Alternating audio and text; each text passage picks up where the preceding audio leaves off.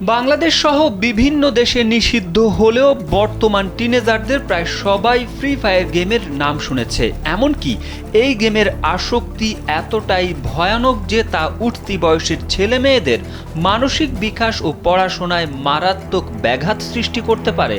তা সত্ত্বেও অনেকেই এই গেমটির প্রতি আসক্ত হয়ে পড়েছে। এবার সামনে এসেছে এমনই এক ভয়াবহ কাহিনী।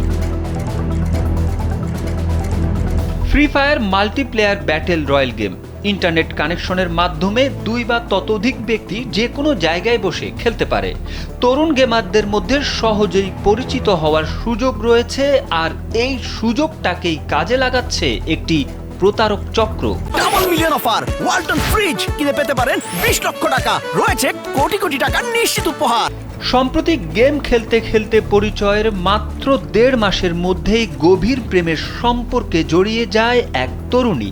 এত অল্প সময়ের পরিচয় এবং প্রেম যে তার জন্য কতটা ভয়াবহ হতে পারে তা সে কল্পনাও করেনি। প্রেমের অভিনয় করে প্রতারণার ফাঁদে ফেলে তরুণীর কাছ থেকে স্বর্ণালংকার ও নগদ অর্থ হাতিয়ে নেয় প্রতারক গেমার চক্রটি। এ ঘটনায় এরই মধ্যে 2 জনকে গ্রেপ্তার করেছে বরিশাল মেট্রোপলিটন এয়ারপোর্ট থানা পুলিশ। পাশাপাশি কিছু স্বর্ণালংকার, নগদ অর্থ উদ্ধার করা হয়েছে।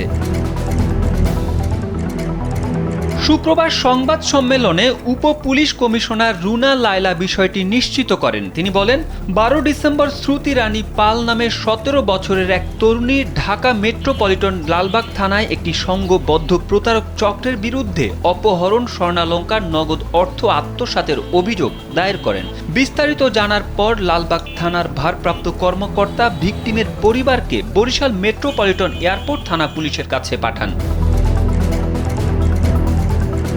ভুক্তভোগী পরিবারের কাছ থেকে পুলিশ জানতে পারে প্রতারক নাফিজুর রহমান 1.5 মাস আগে ফ্রি ফায়ার খেলার মাধ্যমে শ্রুতি রানী পালের সঙ্গে পরিচিত হন।